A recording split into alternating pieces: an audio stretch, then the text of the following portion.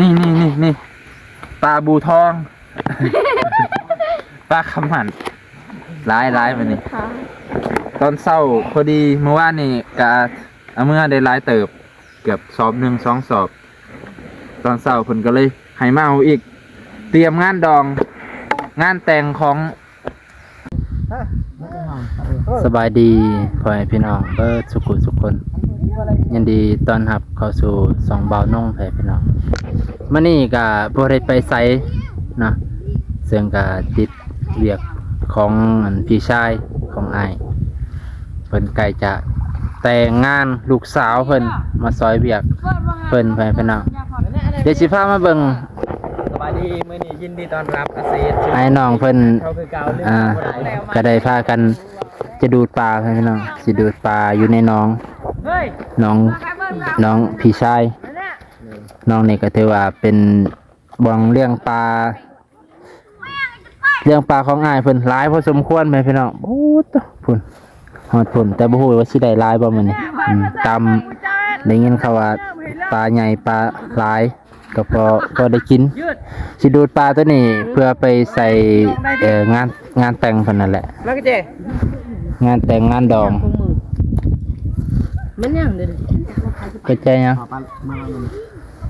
เพราะว่ามื้อวันพุธเป็นมื้องานแต่งลูกสาวเพิ่นน่ะก็เลยเตรียมดูดปลาไว้บางส่วนก่อนจะเป็นมื้องานใหญ่ก็กินปลาไปก่อนไปน่ะเบิ่งเพิ่นเอารถไถหน้าเดินตามลงเกือบเกือบอยู่ริมน้ำเลยนะมันเมื่อเจอมาไงปะถ้าบ่ชำนาญถ้าบ่มือลอยแท้นี่ห้วยคว่ำแล้วปานนี้มีที่ผู้มีประสบการณ์เมียเจ้าลอยก็เจอ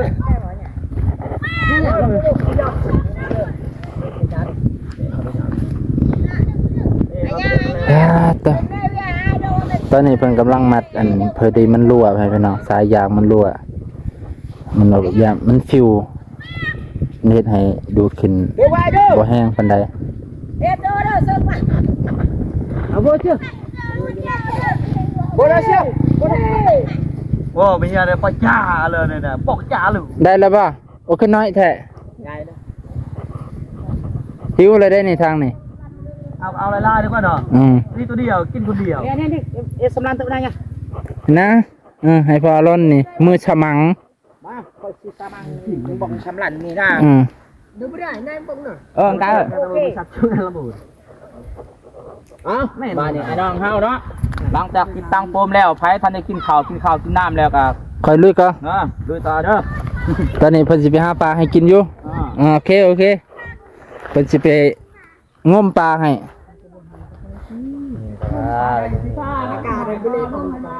เขาว่าปลาอยู่นี่หลายเขาว่าสั่นเลยพอดีเจ้าภาพเพิ่นก็ซักซ่าเนี่ยบอกอันลูกหลานซ่าโพดก็เลยจังซี่แหละ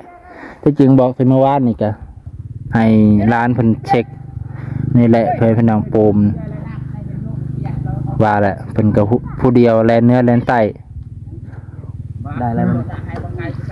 นี่ก่อนนี่เหรอจักชั่วโมงคิดว่ามันสิเบิดนี่ขาดว่า4 ชั่วโมงตอนนี้11 โมง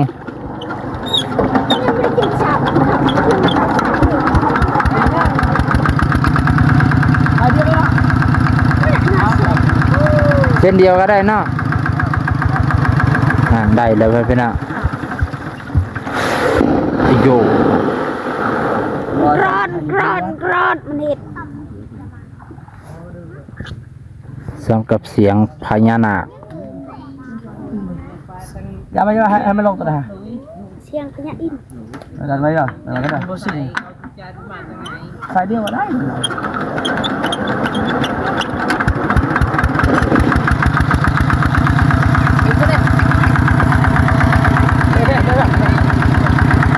ดึงไปรถดึงไปนี่ค่อยๆดึงพอละ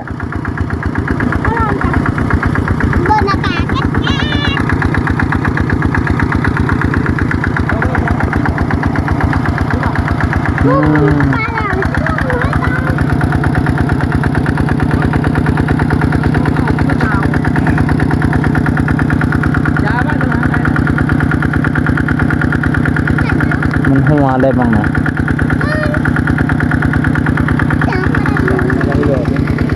ก็ออกอยู่ออกน้อยหนึงก็ได้ลายเยอะหรอกไปเป็นน่ะออกลายเยอะตัวมันนั้นมันแตก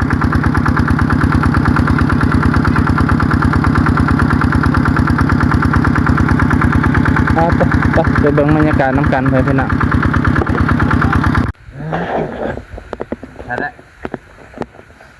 สบายดีเด้อพ่อแม่พี่น้องมาเอาปลาน้ำกันตอนเช้าวันนี้มาเอาปลาหลาย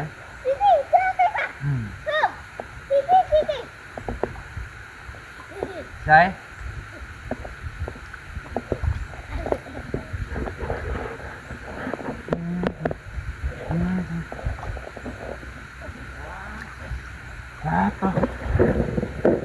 เบิดแล้ววะนี่ปลาไปพี่น้องหนาวไปทางพุ่น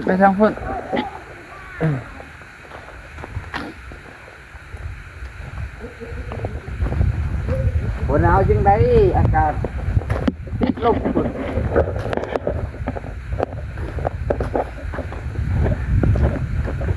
ปิดก่อนก็ได้ต้องมาพุ่นน้ำคายนี่ปลาบูทอง ปลาขมันร้ายไปนี่ตอนเศร้าพอดีเมื่อวานนี่กะเมื่อได้ร้ายเติบเกือบสอบ1-2 สอบตอนเศร้าเพิ่นก็เลยให้มาเอาอีกเตรียมงานดองงานแต่งของลูกสาวพี่สายเนาะถือไปคุณอะไรคุณมั่นเบิ้ลแล้วป่ะ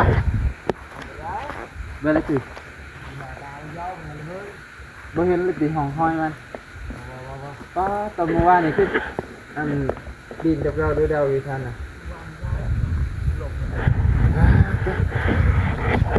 บ่ไหวเดี๋ยวไปนะโอเคจบเพียงเท่านี้ก่อนเอาเพื่อนพี่น้องต่อคลิปต่อไปนี่งานแต่งของเอื้อยของผู้น้อยนี่แหละเมื่อวานนี่ก็มาเอาปลาลายรีเพยพี่น้องว่านี่แบบว่าหลายคนมาจับซอยแบบว่ามาดักไว้แบบนี้แล้วก็ตอนมันลงช่วงนี้เบาน้องกับบ่ได้ไปถ่ายสิได้พี่น้องซอยเวียกเพิ่นก่อนซอยเวียกพี่ชายเพิ่นก่อนก็เลยบ่ได้ไปถ่ายทั้งไรขออภัยหลายๆตัวเดี๋ยวสิพาไปเบิ่งหม่องเก็บปลาในกระสังมัน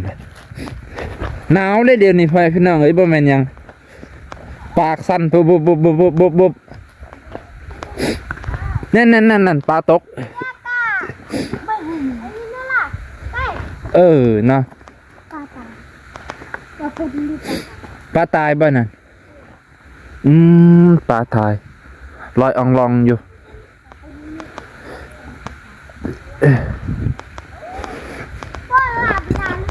ใช่เทลงเบิ่ง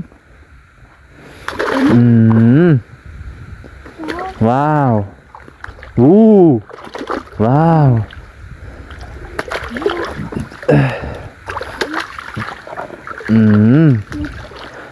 ตัวนั้นตายแล้วหลายเติบได้นี่พี่น้องถูกมีติปลาแต่บ่หลายทำมือว่าเนี่ยหรอกนี่อยากกินปลาตัวนี้ปลาสีทองหนาวเด้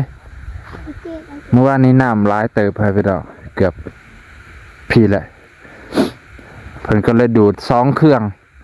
ดูดว่าเบิดเครื่องพังก่อนเพราะว่าขึ้นนี่เพิ่นก็ดูดคิดได้อยากให้มันลงหน่อยนึงแต่เครื่องมันเพก่อนให้พี่น้องก็เลยบ่ได้ดูดต่อตอนนี้ก็สิทาทีมงานเพิ่นมาซอยเอาเพราะว่าจังได้เลย เอากันไปนี่ก็บ่ได้บ่มีอุปกรณ์